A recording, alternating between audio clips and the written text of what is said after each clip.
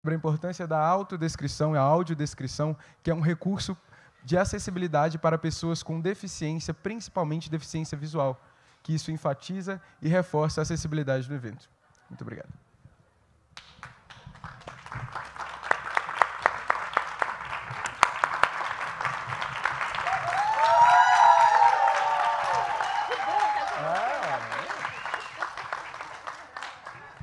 Marcelino também vai dançar e cantar.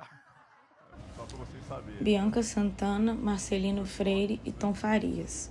Apresentação realizada em 20 de junho, no 12º FLI Araxá. A roda de conversa acontece em um palco elevado que possui 3 cadeiras intercaladas por 2 mesinhas que carregam copos com água e livros. O fundo é composto pelas cores tema do 12º FLI Araxá, azul, vermelho e verde. E um telão na parte esquerda passa ao vivo a roda de conversa que está sendo filmada. Os palestrantes se assentam nas cadeiras dispostas no palco. Da esquerda para a direita, a primeira pessoa sentada é Marcelino Freire, um homem branco de cabelos castanhos curtos e lisos. Ele traja calça jeans e camiseta de botões de manga curta, amarela, estampada de preto. Usa óculos retangulares de aro preto. A segunda pessoa sentada é Bianca Santana, uma mulher negra de cabelos muito cacheados, de tom castanho escuro, cujo comprimento lhe vai até o ombro. Ela traja vestido midi de tom verde, cuja gola é bordada de bege, e um casaco de tom azul por cima dos ombros. Leva no pescoço o crachá dos participantes do evento e usa óculos retangulares de aro preto. A terceira e última pessoa sentada é Tom Farias, um homem negro cujos cabelos estão todos envoltos em dreads de tom castanho. Seu comprimento lhe vai até o ombro. Ele traja calça bege, camiseta de botões brancos estampada de verde e jaqueta marrom. Leva no pescoço o crachá dos participantes do evento e usa óculos retangulares de aro preto. No canto inferior direito do vídeo em questão, está do início ao fim as intérpretes de Libras, ora sendo uma mulher branca de cabelos presos e blusa preta, ora sendo uma mulher branca de cabelos claros, lisos e blazer preto. Elas traduzem simultaneamente tudo o que está sendo dito. De tempos em tempos, a plateia é filmada e é possível ver que está cheia. No canto superior esquerdo e direito do vídeo em questão, lê-se 12º FLI Araxá. Folha de São Paulo. E, enfim, com uma excelente estreia. Minha colega, agora é minha colega, muita honra. E, bom, pessoal, tem mais lugares aqui na frente, se quiser passar para frente, fica... Porque os sorteios estão tudo aqui na frente, só para vocês saberem, tá? A parte dos sorteios, só para quem estiver nos bancos da frente.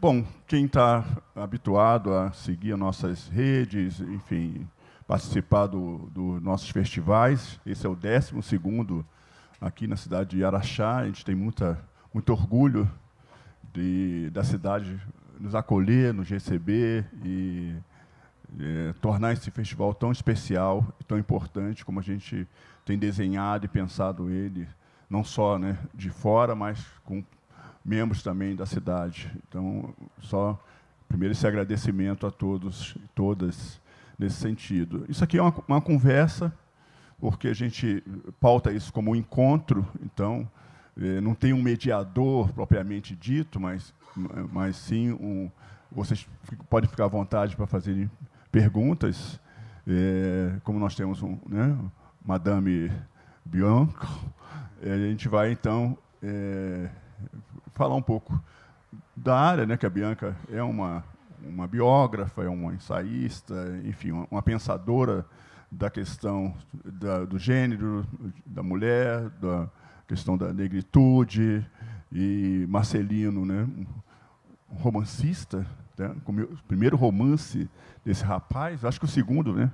Estou fazendo o segundo que vai lançar agora em setembro. Dá para lançar amanhã? Fazer uma sessão inédita, né? Inédita. Não, porque antigamente você primeiro pagava o livro para depois recebê-lo, né? Era assim que se fazia. Assim. Dessa maneira. Acho que a gente pode reeditar isto.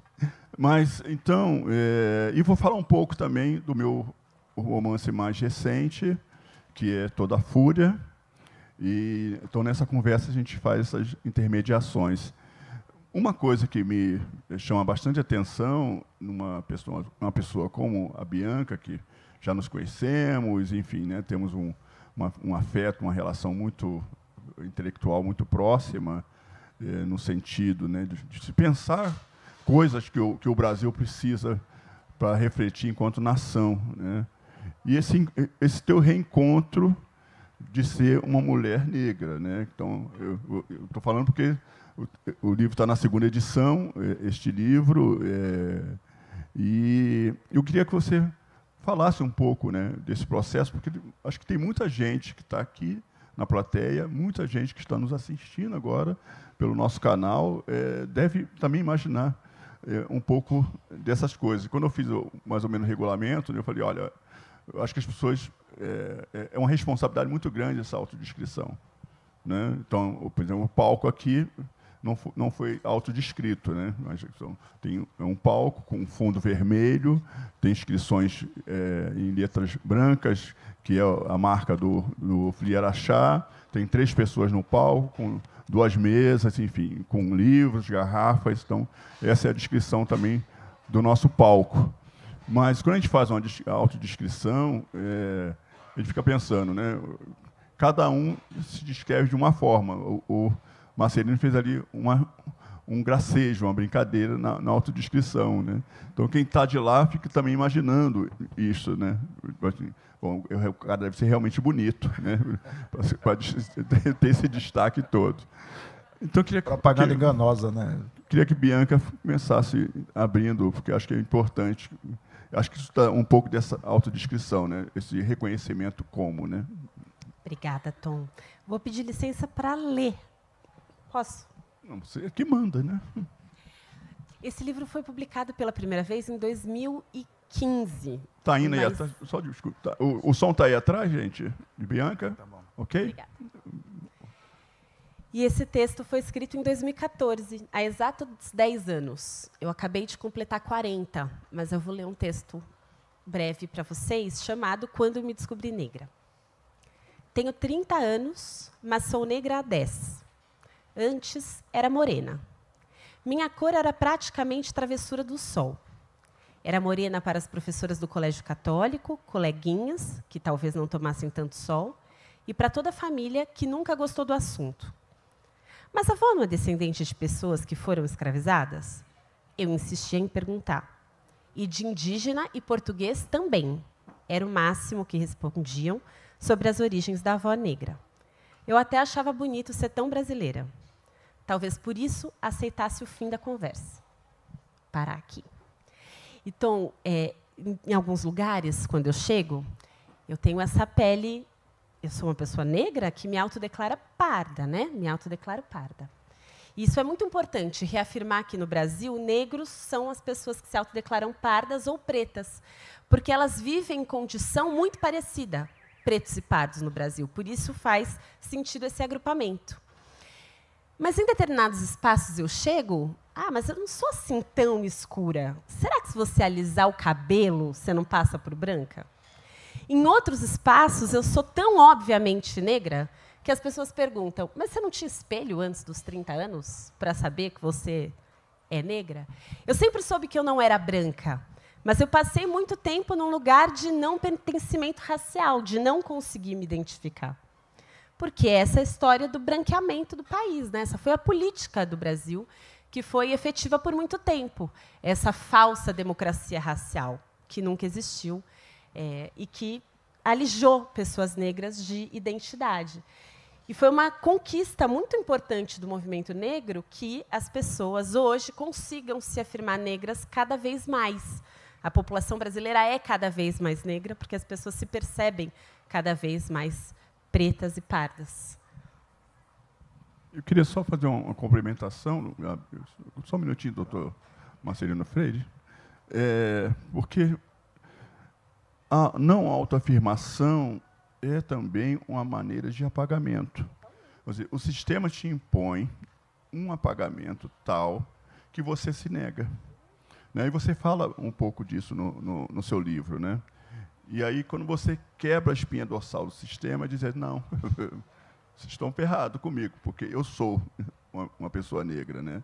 Então, quer dizer, negra nessa categoria, né, de pretos e pardos, né, que são 55,8% da população, ou seja, a maioria da população, daqui a 30 anos vão ser mais ou menos 72%.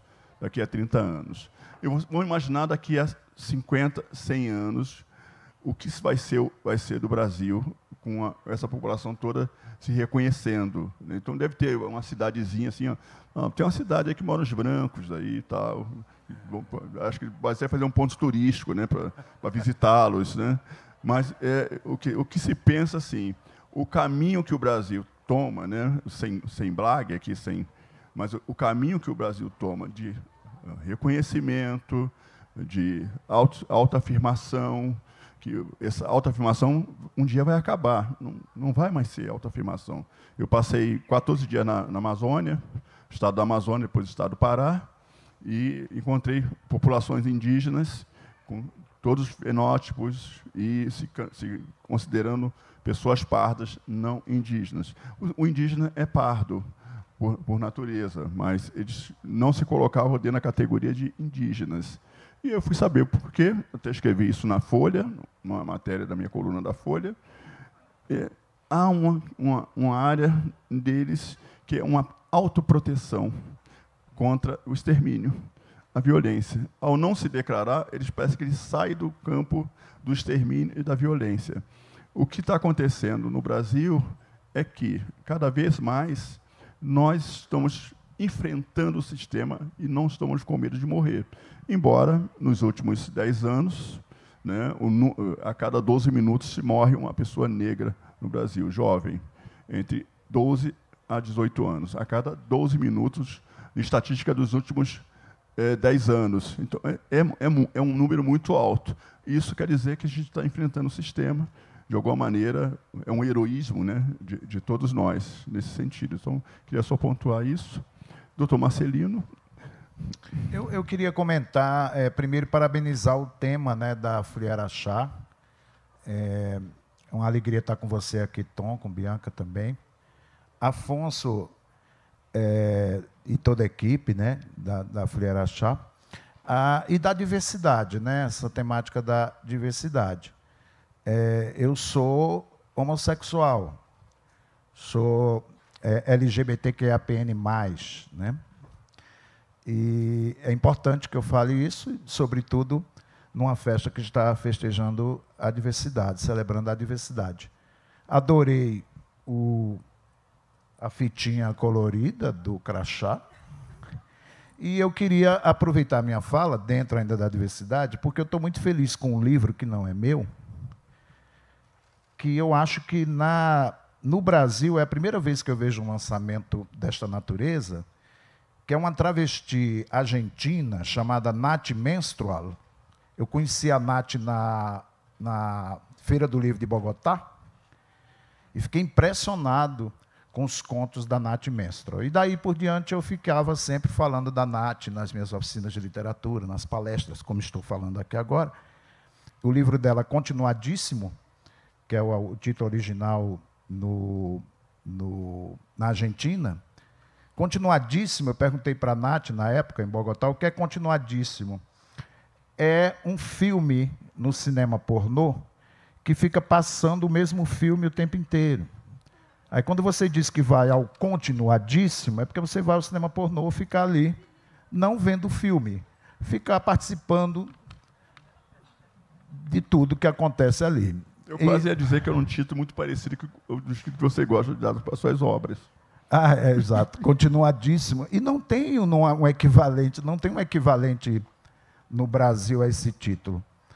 E aí a Nath publicou aqui no Brasil, ficou a tradução Chuva Dourada Sobre Mim, que é um dos títulos de um dos contos, todos passados nesse cinema. A tradução é da Amara Moira, travesti brasileira, com a orelha da Dani Avelar, uma grande jornalista travesti brasileira também. Eu não tenho notícia no lançamento no Brasil de 3 travestis reunidas em um livro publicado pela Diadorim. Então, eu acho que as coisas estão melhorando e vão melhorar ainda mais. Fica o meu testemunho e a minha dica da Nath Menstrual, Chuva Dourada Sobre Mim. Eu queria, Marcelino, ninguém passou nessa vida sem passar pelos cursos do Marcelino Freire. Em todos os lugares, alguém, Marcelino, meu mestre, meu professor, e não só no Brasil. Foi em novembro, eu estava em Lisboa fazendo uma palestra, daqui a pouquinho entra no... Até aqui, Marcelino, você está me perseguindo em Lisboa. Estava coordenando as oficinas lá em Lisboa. A oficina está em Lisboa. Então, eu queria que você falasse um pouco, né, desse processo da escrita, né, porque quando você fala numa literatura vamos dizer, diferenciada, ou seja, para um público que ainda não está muito determinado na sociedade brasileira, né, porque o público de literatura, chamado literatura negra ou literatura afro-brasileira, vem se definindo a cada vez mais, né? E nós temos agora grandes referências, Conceição Evaristo, Jefferson Tenório, então tem bastante referências nesse sentido, não só de ficcionistas, né, romancista ou contista, mas Sueli Carneiro, dentro desse pensamento, e resgatando pessoas como Lélia Gonzalez, Beatriz, Abdias Nascimento e tudo mais. Então, eu queria que você falasse um pouco de como você vê essa questão da criação literária hoje, quem é que te procura, digamos assim, para se tornar um escritor, ou, enfim, né, ter conselhos, ter o mapa da mina, né, como... Não, é porque eu acho assim, eu acho que o problema é a gente escrever com palavras que não são nossas. A gente fica lutando com um sistema literário que o tempo inteiro... Vou anotar. O sistema literário quer dizer as palavras que a gente tem que usar. Então, as pessoas chegam muito refém desse sistema literário. A primeira pergunta que eu faço é, qual a palavra que só você tem? Me diz 3. Eu escrevo com 3 palavras até hoje. Minha mãe, Maria do Carmo Freire, Dona Carminha, seu Antônio, meu pai, e Sertânia. Daí de Sertânia eu vou para Pernambuco, Nordeste. Essas palavras eu carrego comigo. Não adianta você sair à rua com palavras que você não consegue vestir. Então, o grande problema é esse. Então, a gente chega muito com o sistema literário, um sistema literário que o tempo todo diz que a gente não sabe escrever. Façam um exercício em casa, vocês que estão aqui, quem está assistindo. Coloca 10 itens, 10 coisas que só existiram na sua infância.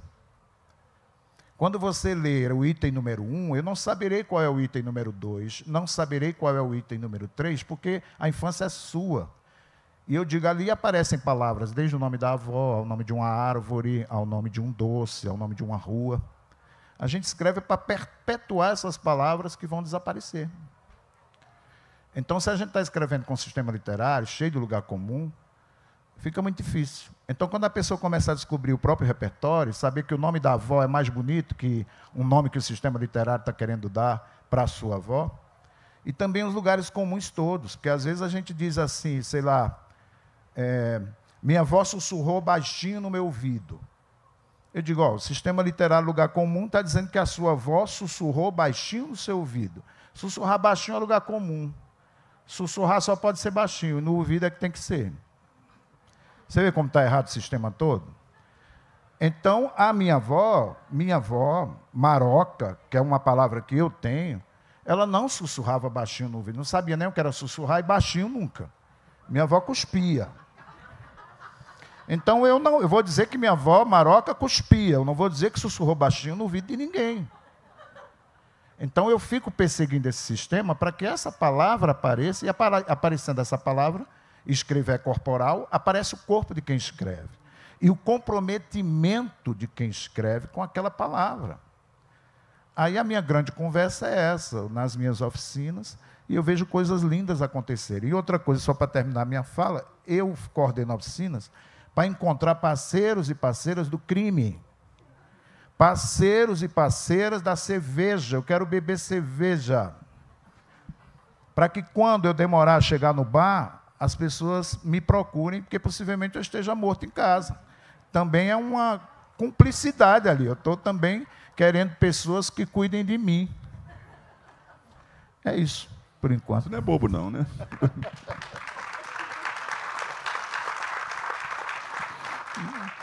Bianca, aproveitando a deixa do Marcelino, né? Essa coisa da reconstituição, né, de uma vida, de uma memória, né, desse resgate, né, que o Marcelino... Que isso é muito sério, né? Tem uma pessoa que está na nossa equipe que ele é parente da Dona Beija, né? Que é uma grande personalidade histórica da região. Eu comecei a fazer um monte de perguntas e está com a cabeça toda embolada, porque eu sei mais da Dona Beija do que ele. E aí eu falei brincando, falei, olha, estou sabendo que a Dona Beija deixou uma herança enorme para uns parentes, e agora quer saber se realmente vai ter que ter o nome dela, o sobrenome. Vai saber se o sobrenome agora bate, né? Deixando ele à vontade com as intrigas dele.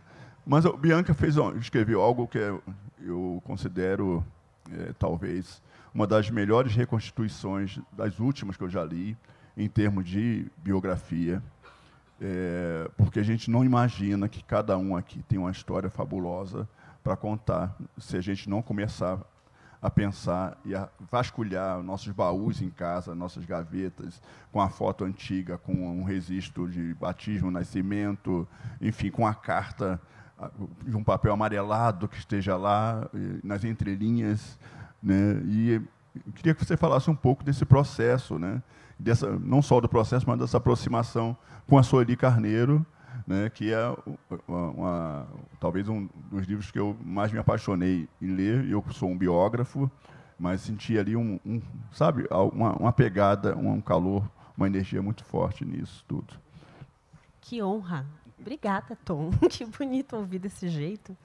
E, para te responder, queria enlaçar com o que o Marcelino disse agora, dessa escrita encorpada na gente, desse vocabulário que só a gente tem, desse repertório que é nosso, e que nos permite conectar com as demais pessoas. A gente só consegue chamar para a cerveja, a pessoa só vai ligar para a gente para ver se a gente não morreu em casa, se essa conexão acontecer profundamente. E, para ela acontecer, tem que ter dois sujeitos inteiros se olhando. Se a gente não consegue essa inteireza, e a gente falava antes de identidade, pertencimento racial, a gente não conecta. Então, só é possível que eu olhe para Márcia Tiburi e reconheça nela a mulher imensa que ela é, porque eu sou hoje uma mulher que sabe de onde vim, que sou uma mulher negra e que não quero estar separada da Márcia, que é uma mulher branca. A gente não fala de identidade racial para separar. A gente fala pela possibilidade de construir um país juntas, juntos, todo mundo que está aqui. É desse lugar que faz sentido falar em pertencimento, porque às vezes nos acusam de querer separar, né?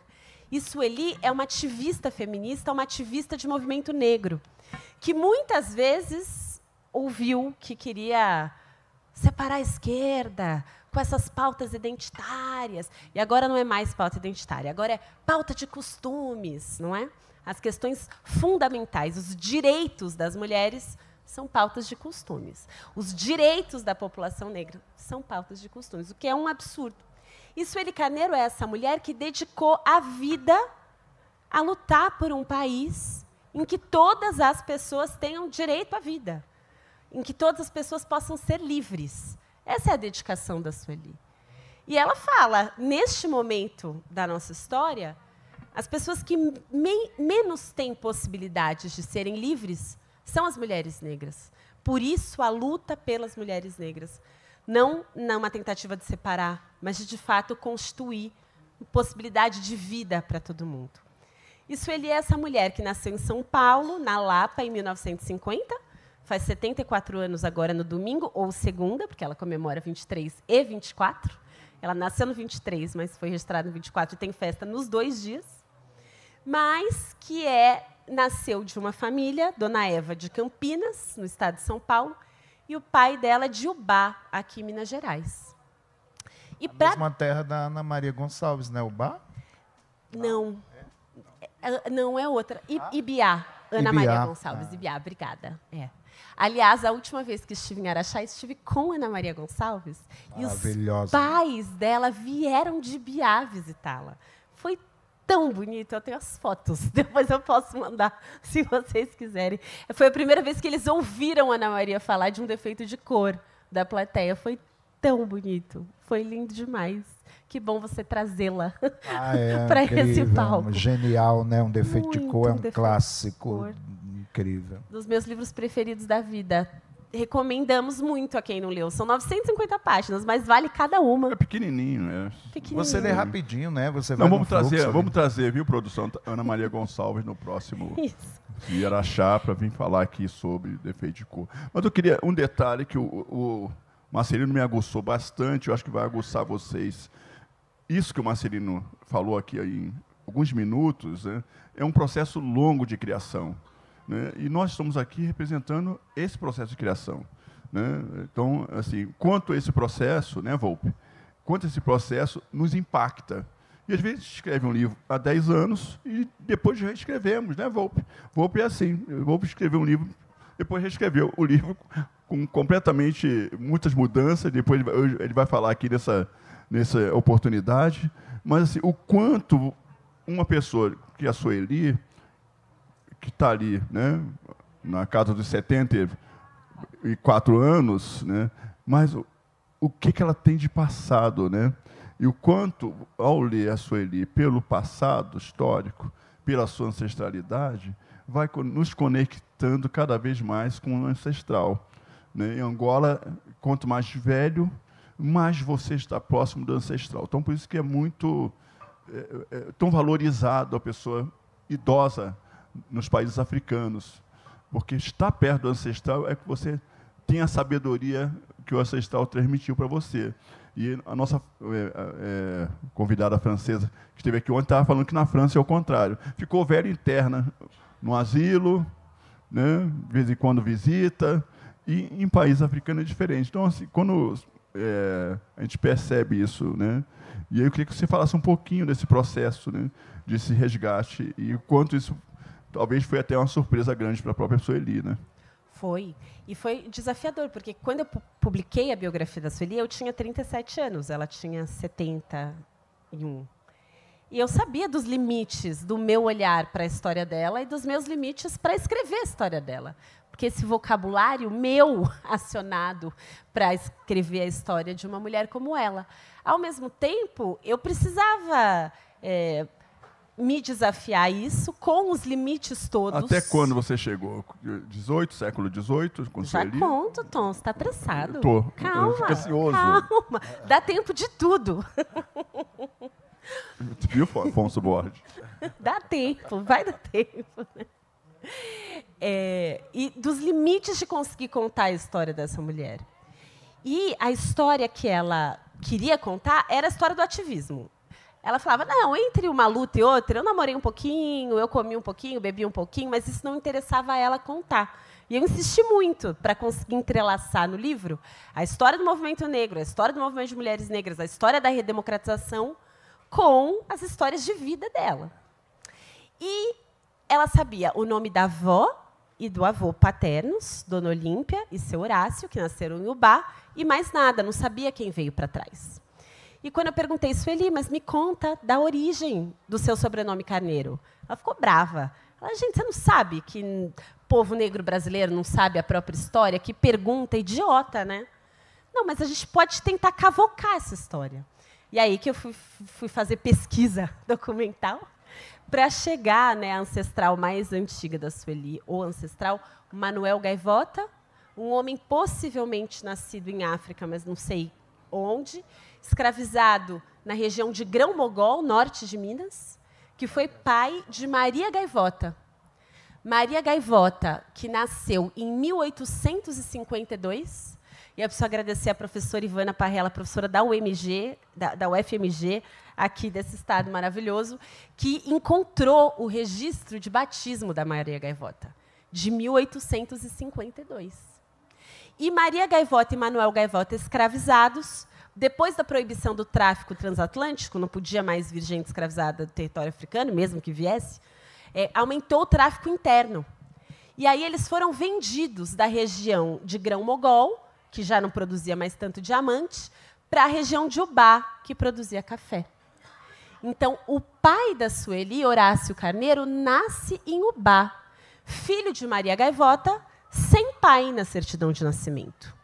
E aí, onde aparecia o sobrenome Carneiro na certidão de nascimento? Em uma testemunha de nascimento, Honório Januário Carneiro, testemunha. Quem era esse Honório? Era da família fundadora de Ubá, um dos homens mais ricos e poderosos da cidade.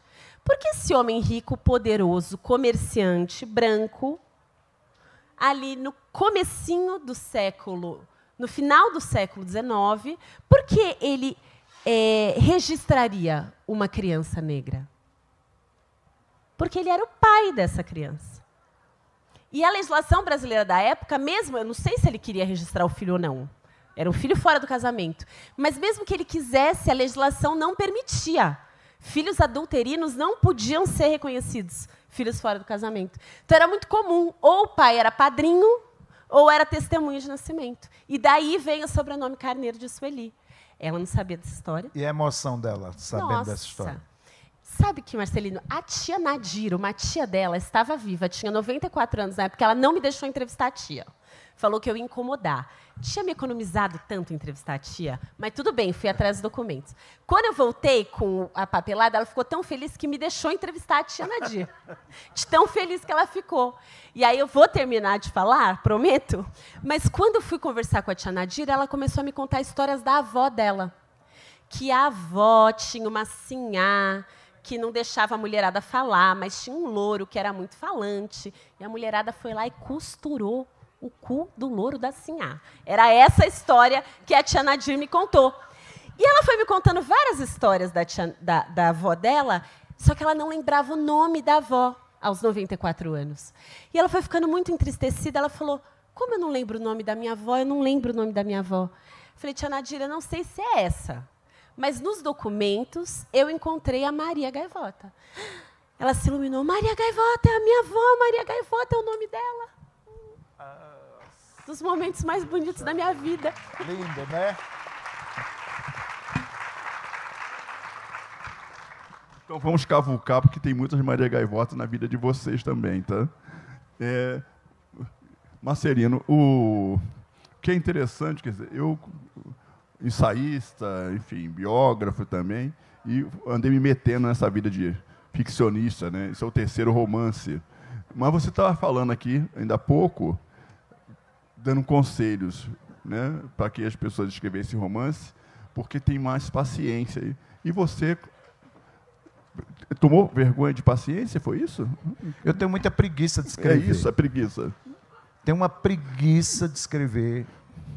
Eu só escrevo na última hora, assim, entrego as coisas nos prazos estourados. Eu gosto de viver. E aí, quando começo a escrever, eu fico ali enfurnado na casa. Aí alguém telefona e diz, olha, estamos bebendo cerveja. Aí eu largo o conto e vou beber cerveja. Porque é trabalho, não é trabalho. Mas quando eu estou no processo da escrita, eu fico empolgado e fico só pensando naquilo o tempo inteiro. E romance, você passa mais tempo com ele, né? Contos eu vou guardando. Eu nunca tenho uma história para contar, né? Eu tenho uma frase que eu ouço. Minha mãe mesmo, a gente fala muito das influências de escritores e escritoras, mas a minha mãe, meu pai, minha tia me influenciaram profundamente. Minha mãe me deu frases, minha tia me deu frases.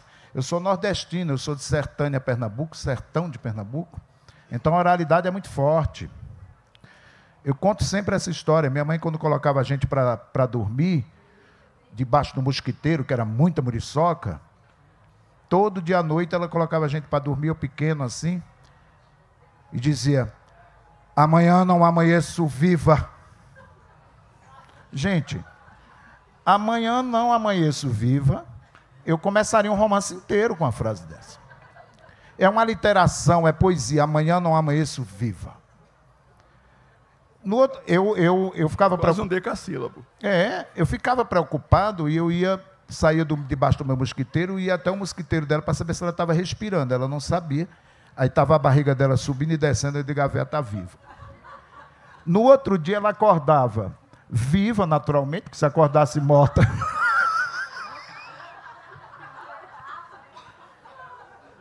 Ela acordava... Na literatura tudo é possível. Tudo é possível. Ela acordava e ela não se dava por vencida, né, que ela queria a morte. Ela dizia, acordei com a dor. É ou não é isso?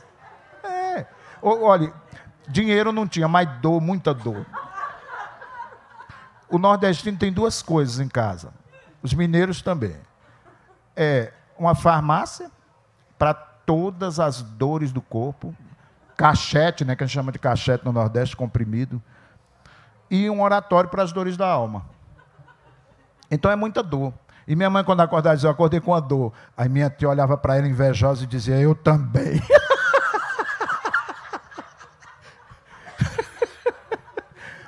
Eu tinha uma tia Totonha.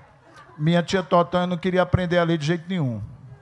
Mas, tia, porque a senhora não quer aprender a ler? Eu gostava de falar isso para ela, porque eu gostava da defesa que ela fazia.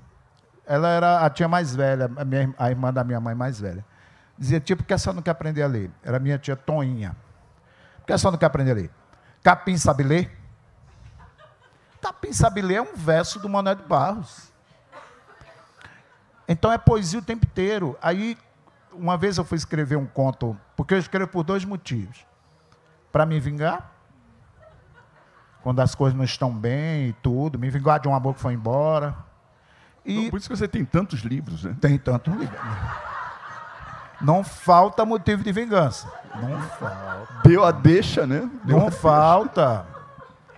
E outro motivo é da vida das pessoas que eu amava e que já não estão mais aqui. Então, quando eu escrevo sobre a minha tia Totonha, é para restaurar essa fala dela e conversar com ela. Então, ela dizia Capim sabe ler, eu escrevi Totonha. Capim sabe ler. O que eu escrevi não era tudo que ela falava, mas eu vou conversar com ela, com aquela ladainha, né? Eu não vou dizer ele todo, mas quando eu escrevo para conversar com minha tia Totonha, começa com a frase da minha tia Totonha. Capim sabe ler, escrever. Já viu cachorro letrado? Científico? Minha mãe adorava essa palavra científico. Minha mãe não sabia o que era, mas meu filho está no científico, né? Já viu cachorro letrado, científico? Já viu juízo de valor em quê? Eu não quero aprender, dispensa, deixa para a gente que é moça, gente que ainda tem vontade de doutorar, de falar bonito, de salvar a vida de pobre. O pobre só precisa ser pobre e mais nada precisa. Deixa eu aqui no meu canto, estou bem. Na boca do fogão é que fico. Já viu fogo e atrás de sílaba? O governo me deu o dinheiro da feira, o dente, o presidente, o vale doce e o vale linguiça. Eu quero ser bem ignorante. Aprender com o vento, está me entendendo? Demente como um mosquito na bosta ali da cabrita. Que ninguém respeita mais a bosta do que eu, a química. Tem geografia, tem coisa mais bonita, a geografia do rio mesmo seco, mesmo esculhambado. O risco da poeira, o pó, da água. O que é que eu vou fazer com essa cartilha? Número? Só para o prefeito dizer que valeu a pena o esforço. Tem esforço, mais esforço, mais esforço. Já é minha mãe. Tem esforço, mais esforço, meu esforço. Todo dia, tanto tempo desse esquecimento, acordando com o sol.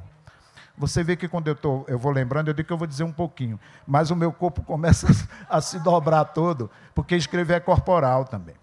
Então, quando eu faço isso... Quando eu faço isso, eu estou com a minha avó. E aquelas coisas que eu estava falando sobre a escrita e a palavra que só a gente tem, está no corpo também. Escrever é eletricidade corporal. Tem que entender que esse corpo tem que ranger, esse corpo tem que tremer quando está escrevendo. Então, quando eu escrevo, eu fico restituindo o corpo da minha avó. A minha mãe, meu Deus, que corpo, que mulher, que absurdo. O gesto da minha mãe corporal, vocês sabem disso. Eu estou assistindo o Fantástico de noite assim, aí de vez em quando, a minha mãe já faleceu em 2010, de vez em quando eu ouço uma notícia assim no Fantástico, eu faço assim. Ela fazia. Não é?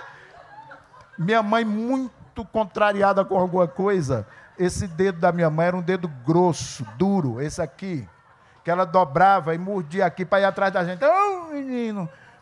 Tem uma coisa corporal. Então, quando eu fico fazendo a minha tia Totonha, Onde é que eu parei que eu não lembro? Tem mas meu esforço, todo dia tanto tempo desse esquecimento, acordar com o sol. Tem melhor beabá, soletrar, se a chuva vem. Se não vem, morrer, já sei, comer também. De vez em quando ir atrás de preá, caruá, roer osso, de tatu. Adivinhar? Quando a coceira é só uma coceira, não uma doença. Tenha santa paciência. Será que eu preciso mesmo garranchear meu nome só para a professora aí ficar contente? Ô, dona professora, que valia ter meu nome numa folha de papel? Me diga honestamente. Coisa mais sem vida, um nome assim sem gente. Quem está atrás do nome não conta? No papel eu sou menos ninguém do que aqui no Vale do Jequitinhonha. Pelo menos aqui todo mundo me apelida, vem me chamar. Totonha! Totonha! Quase não mudo de roupa, quase não mudo de lugar. Eu sou sempre a mesma pessoa que voa. Para mim, a melhor sabedoria é olhar na cara da pessoa, no focinho de quem for. Eu não tenho medo de linguagem superior. Deus que me ensinou. Eu só quero que me deixem sozinha, eu e a minha língua, que só passarinho entende. Entende? Entende? Entende? Não preciso ler, moça. O prefeito que aprenda, o doutor. O presidente é que precisa saber ler o que assinou. Eu é que não vou baixar minha cabeça para escrever. Não vou.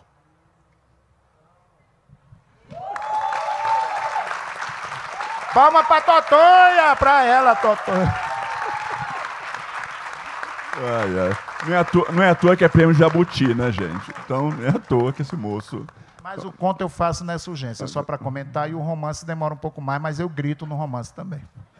E Bianca, grita também para escrever? Enfim, tem esse gesto corporal todo. Carolina ouvia ópera, né? Gostava de ouvir ópera dentro do barraco na favela do... Queria falar da minha avó Pulu, quando eu ouvi agora da Totô e da sua mãe. Porque minha avó Pulu, quando estava no hospital, já perto do fim da vida, um dia eu cheguei para visitá-la e a enfermeira, você que é a neta dela médica. Pensei, o que ela inventou agora? Assim, eu não neguei, não afirmei, fiz uma cara de perdida, porque eu cheguei e falei, vó, médica? Você não estuda ciências?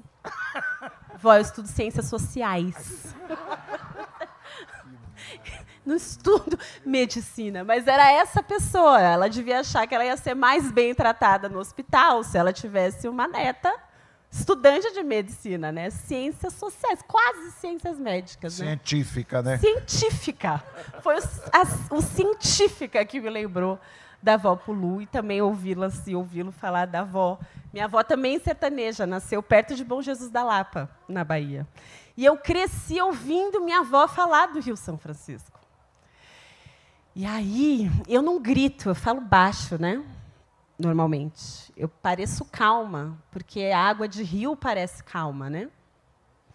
Mas eu tenho muito do Rio São Francisco em mim e dessa água que, às vezes, leva, mas sem gritar. Maravilha. Acho que faz muito barulho quando se lê, né?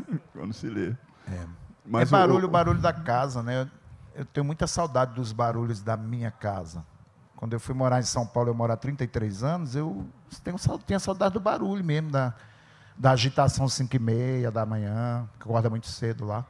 Eu trago muito alguns traumas sonoros também, porque quando a minha mãe estava muito preocupada, era muito barulho, era coisa, você sentia que ela não está bem. Quando ela estava bem, ela cantava. Eu sou de família também barulhenta, porque é uma família muito grande e longeva, né? Meu avô morreu com 112, minha avó com 104, e senão ia ter mais idade. Ou seja, vocês vão ter que me aturar muito tempo ainda, porque ainda faltam uns 40 para eu chegar a 100. Então, vai aturar. Vou, porque eu vou bater lá na sua porta. Mas tem que lembrar que eles são de outro tempo. Você é desse tempo, tem mais uns 50 anos a mais. Alguma coisa assim.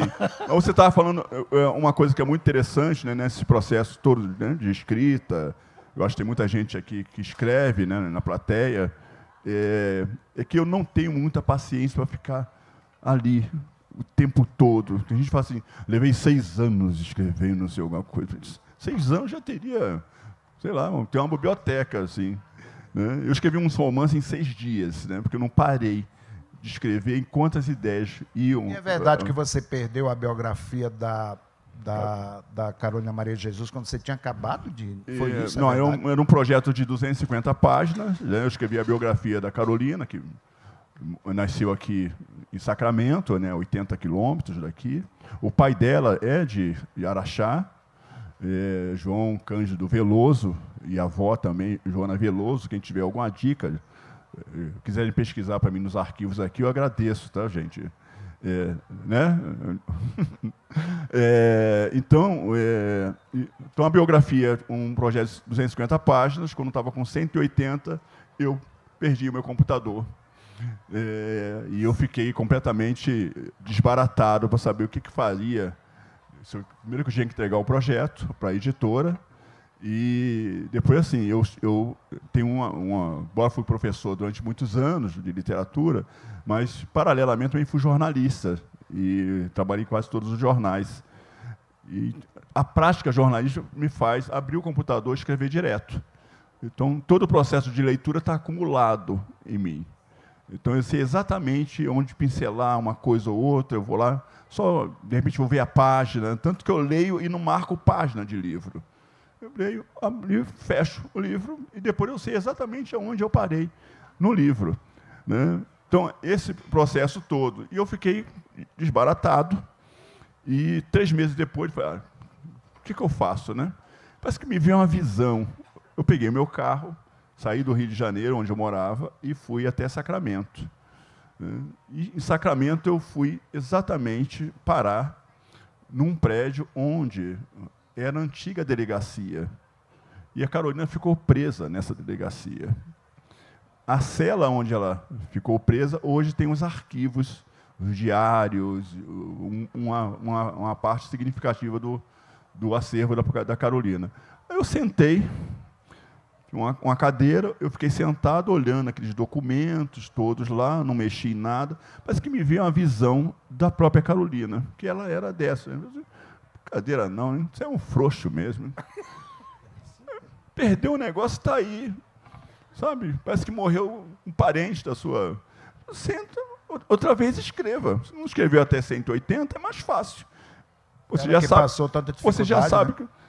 Então, 3 dias depois, eu voltei para o Rio de Janeiro, sentei no meu computador e escrevi um livro de 413 páginas em 60 dias.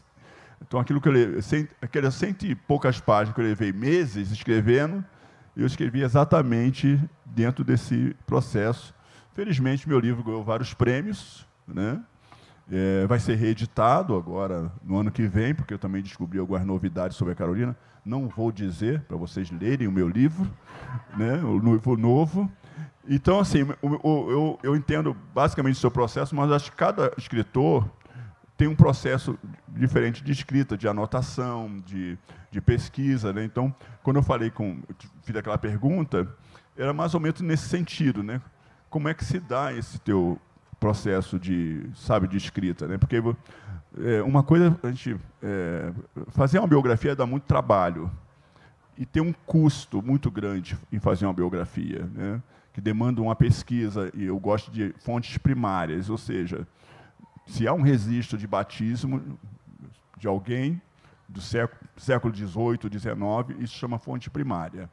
Então, você tem fontes primárias, fontes secundárias e fontes também terciárias, ou seja, o autor pode deixar algum registro no jornal, que seria uma fonte secundária, alguém pode escrever sobre, que seria uma terceira geração de fontes.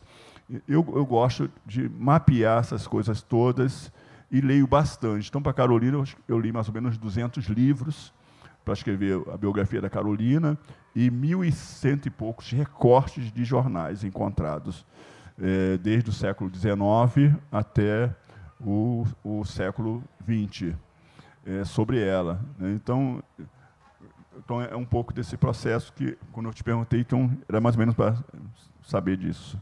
Eu quero saber teus segredos. Eu escrevo rápido e devagar. Eu tenho um arquivo chamado Polu e eu trabalho nele há 10 anos. Eu não sei se ele vai ser um livro um dia, se ele não vai ser um livro. Mas vira e mexe, eu volto lá, no Polu. Da Polu. Está lá, há 10 anos. Mas eu escrevo coisas muito curtas, rapidamente, nos intervalos da minha vida. Porque eu sou mãe de 3 adolescentes e trabalho muito, e tenho um monte de conta para pagar, e não tenho ninguém que faz trabalho doméstico na minha casa. Só eu e os meus filhos. Então, eu tenho pouco tempo para escrever na prática. E aí eu preciso escrever algumas coisas muito rapidamente. Mas aí tem coisas que demoram muito. E eu acho impressionante isso que você falou e o que você faz de escrever um romance em 6 dias. A primeira coluna da Folha, na semana passada, eu levei meses. Eu tinha um arquivo gigantesco. Óbvio, eu não estava escrevendo uma coluna, eu estava escrevendo a história da Mafuda, uma ativista do Saara Ocidental, que é um país ocupado pelo Marrocos, e que o Brasil não reconhece como país.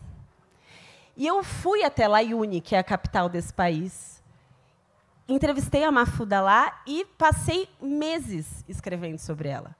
Quando eu decidi colocar isso na coluna, eu levei dias para conseguir chegar a um arquivo de 7.500 caracteres e mais 2 dias para chegar à coluna de 3.500. Então, eu te invejo, Tom Farias. Posso fazer o quê, né? Tem uma coisa de você colocar uma frase, porque eu não sou muito de ficar adulando o conto, né? Assim, eu coloco uma frase, a frase que eu ouvi, né? Aí eu coloco, aí eu tento, não vai. Eu adoro gastar o Word, é outra técnica literária, eu adoro gastar o Word. Aí eu coloco em primeira pessoa, não está indo.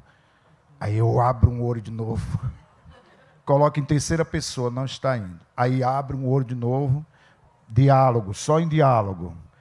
Aí aquele que me chamar, aquela frase que vai, que eu estou contente, aí podem ligar dizendo que estão tomando cerveja, eu não paro. Porque tem uma coisa que foi acesa ali. Aí, depois que eu termino, eu sei que eu não vou acabar, eu não vou perder mais este conto, mas eu vou voltar a ele, porque eu gosto de rezar o meu conto. Eu gosto de ler bem rápido, como se rezasse, porque se a frase estiver longa, se a frase tiver, ela vai emperrar. Né? Aí eu fico lá. Isso é uma influência da casa nordestina, porque 6 horas da tarde em casa, menino, 6 horas da tarde, aí abaixava aquela luz toda, aí acende vela, era minha mãe, minhas tias.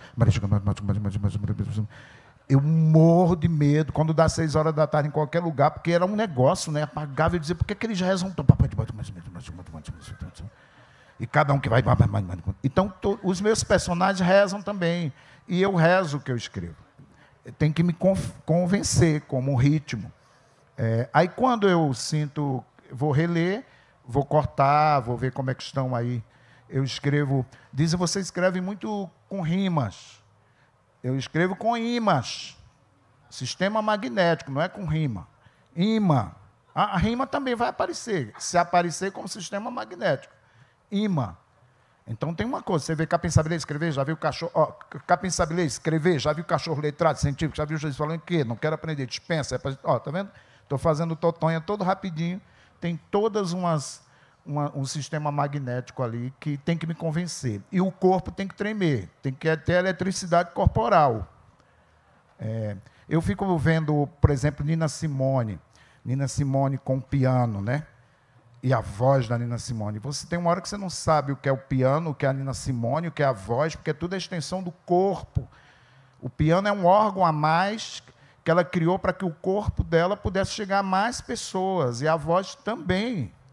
E o escritor usa o quê? Para que esse corpo vá com a outra pessoa.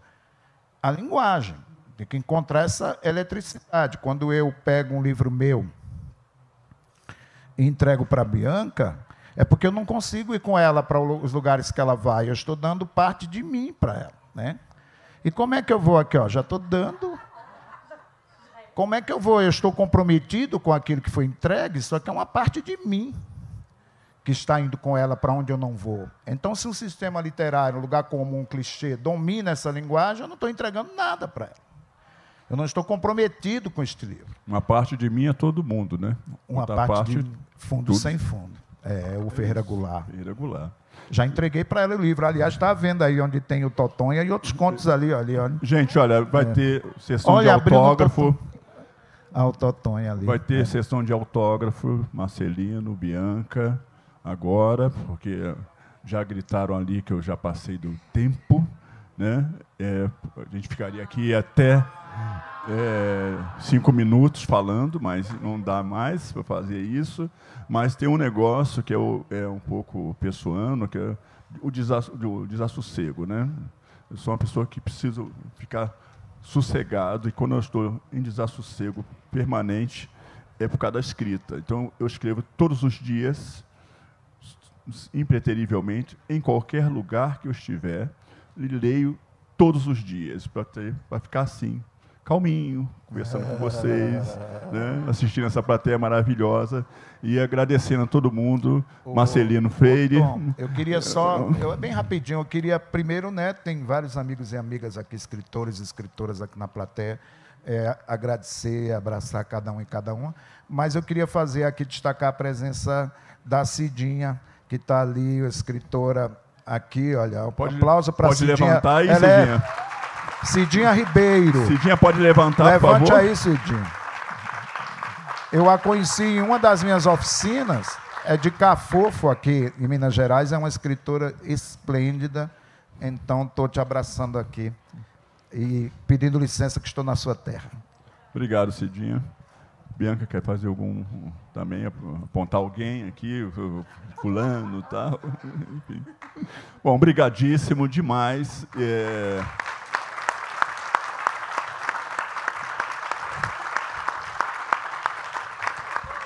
Continuo convocando todo mundo que está nos assistindo aqui pelo YouTube, os amigos aqui da plateia, que viralizem o Free Araxá, indique para os amigos, tem muita programação ainda, até o dia 23, né? Vamos ter pessoas também que estão chegando, Djamila Ribeiro, Bruna Lombardi, enfim, então muita gente especial. Já estamos aqui também com a Márcia Tiburi, que chegou hoje, enfim, Volpe.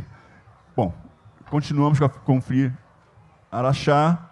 Mais uma vez, Bianca, minha amiga, Marcelino. Vamos tomar cerveja mais tarde, viu, Marcelino? Um beijo em todos, até já.